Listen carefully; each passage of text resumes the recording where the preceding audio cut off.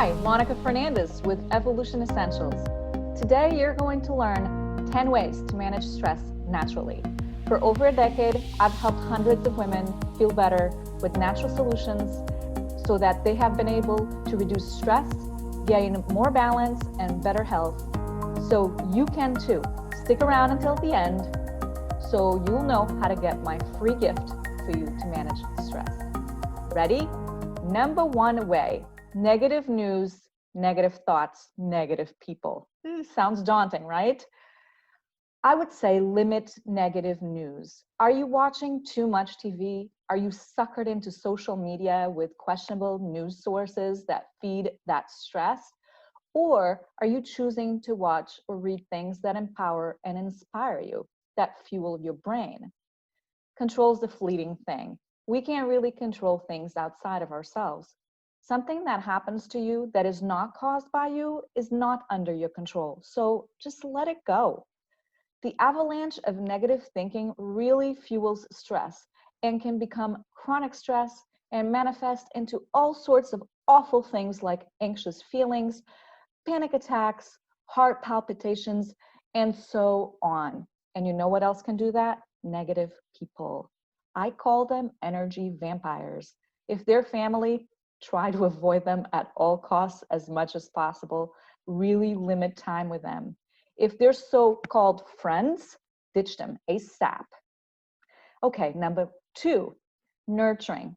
Just as you can nurture your mind with positive, funny, learning things, you can nurture your body. I know some people have a tendency to go to junk food when they're stressed out, and sometimes it seems easier to cocoon at home and lick your wounds, be in hibernation mode, but don't let that hibernation last too long. You'll be missing out on exciting opportunities, maybe exciting new people or exciting new projects. So instead of reaching for Doritos and other junk, treat your body like a temple, literally.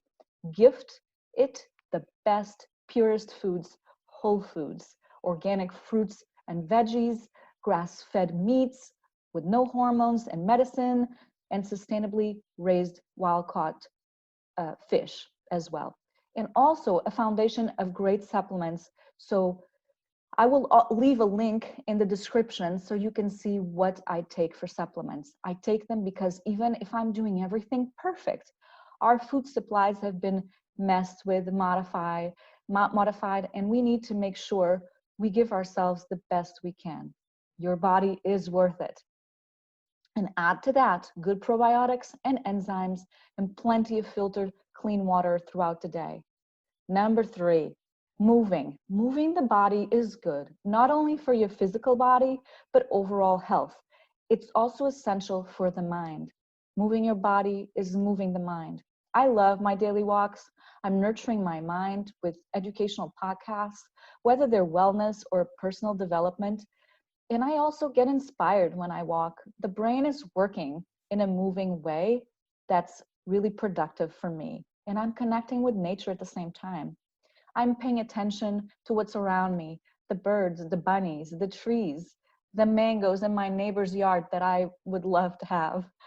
I'm also swimming in my pool and I'm noticing everything around me, including the way that my cat sniffs the air and smells the breeze. It's so sweet.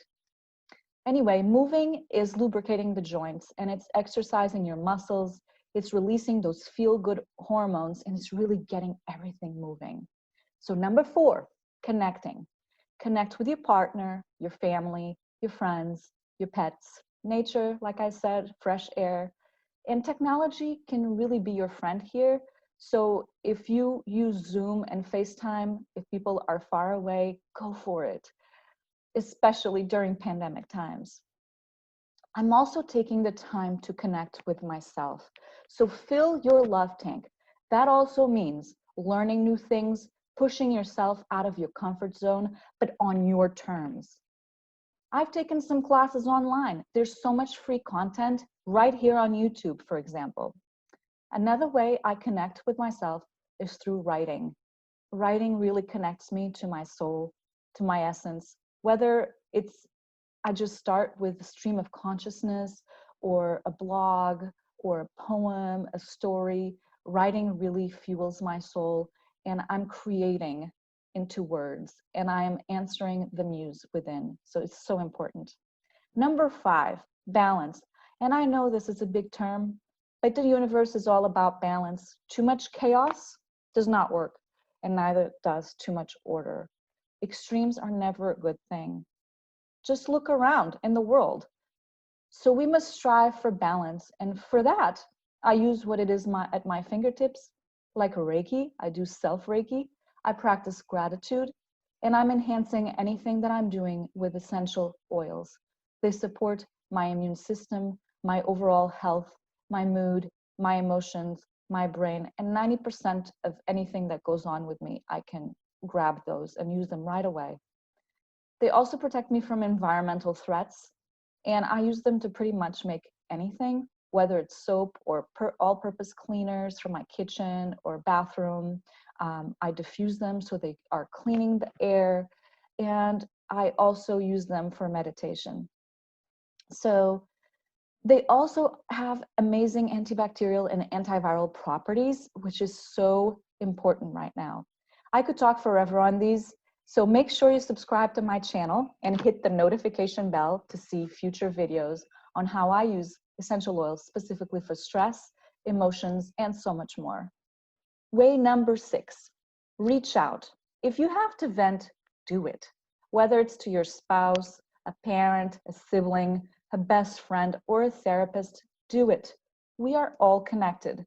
Chances are others have experienced what you are going through right now. If it's a therapist that you need, I recommend you reach out to someone. Do your research. If you have a friend who's really happy with their therapist, ask for their contact information. I'm a big believer in referrals. It's a personal choice, and you don't have to share with the world your personal business. Facebook is not the place to be venting your frustrations. I think that it takes a confident person to be courageous enough to be vulnerable with a stranger, but know that they are professional, they are trained, and have experience in helping people surpass tough times. Number 7, sleep. You need to have proper rest. If you're not sleeping 8 to 9 hours a night, you're not getting proper rest.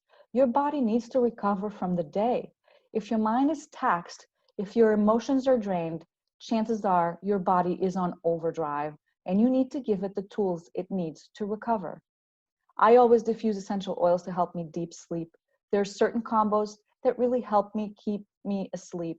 If I'm too tired to diffuse, I'll roll some on my chest and back of my neck, as well as soles of my feet. I really sleep like a baby. Check out in the description which essential oils I use and how you can also get them at 25% off. Way number 8, sugar. I know, we all know the sweet tooth syndrome. Some people have a sweet tooth, others gravitate to savory treats. Sugar, however, has been shown in lab settings with rats that it's more addictive than opioid drugs, such as cocaine, and that there can be withdrawal symptoms, such as depression and behavioral problems when people try cutting out sugar completely. According to James D.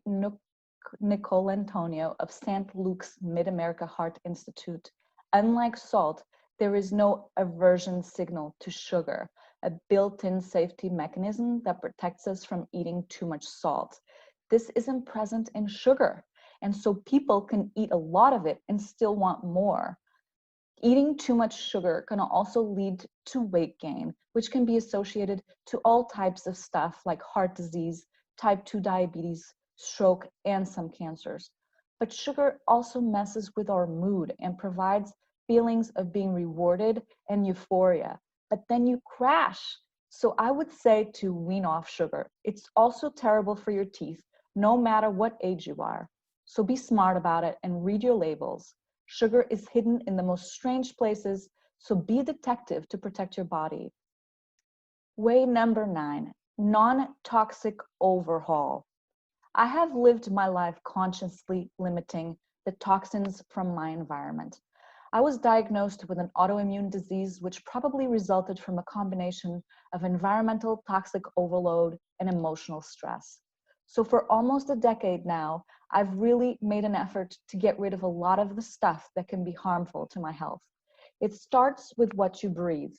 All of the conventional fragrance products you buy are made with synthetic fragrances, from your air fresheners, skincare products, lotions, potions, shampoos, soaps, your laundry detergent, to your cleaners and high-end luxury perfumes. And under the word fragrance, there are hundreds of chemicals, if not thousands, that are really harmful to all your body systems, especially your endocrine system, which is a system in your body that acts like a fleet of messengers, a collection of glands that produce hormones that regulate metabolism, growth, and development, tissue function, sexual function, reproduction, sleep, and mood, among other things. So consider reducing your toxic intake by overhauling everything I mentioned.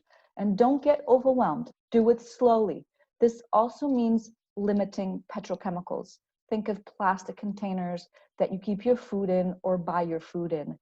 The packaging, all those chemicals are harmful, along with your non-stick criminals that leach onto your food and act in your body the same way as the fragrance attackers. So be mindful, get rid of all of that stuff. Way number 10, breathing. So the first thing I do is I feel my body literally tense. When I feel my body literally tense, I breathe. I breathe deeply. That is good for your heart rate and makes you consciously focus on pausing, on giving your entire body systems a break. Your mind is so powerful and it can help you in the process of taking deep breaths. You can use guided meditations if you like. You can find those everywhere online or in apps. If you're really in distress, crying, calm yourself down with breath work. It really helps. Also, use breathing to practice affirmations. You can write those down. You can look in the mirror and say them out loud proudly, even if you don't believe them. Just imagine what it would feel like if you actually did. So breathe deeply before you repeat. Do these a few times. I promise you it's highly effective. You can also go out in nature and do some deep breathing or meditation. Make sure you are not around highly polluted areas because that would not help and that would be counterproductive. Duh, right? And if you are indoors, make sure your air quality is good. I always have a diffuser on to clean the air or an air purifier. If you know how to do Reiki on yourself, this gentle, non-invasive, hands-on healing method, take a few minutes and do a self-treatment. That will lower your heart rate and your blood pressure pretty fast. It's gentle and it's soothing, and use breath throughout. So my bonus tip, and at number 11, I know it was only going to be 10, but I want to give you a bonus one. Number 11 is by far one of my first to go to stress reducing methods. And I've already touched on them, but I needed to do it again. It's essential oils, you guys. I mentioned those before, and I love using them every day. So make sure they are pure and therapeutic grade. Make sure you click below on my link to get the ones I use at 25% discount. I take 1 drop of lavender, peppermint, or another calming oil or blend, and I place it between the palms of my hands, and I cup my hand up to my nose like this.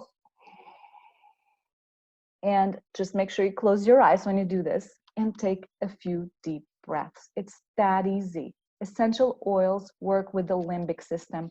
That's your emotional and memory hub in your brain. It regulates autonomic or endocrine function in response to emotional stimuli. So if you're using a calming oil, you are instantly shifting your mood.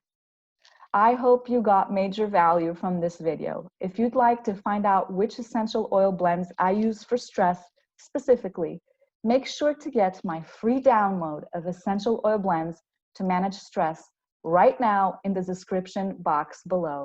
See you soon. Thanks for watching. Don't forget to subscribe and share with your friends. See you next time.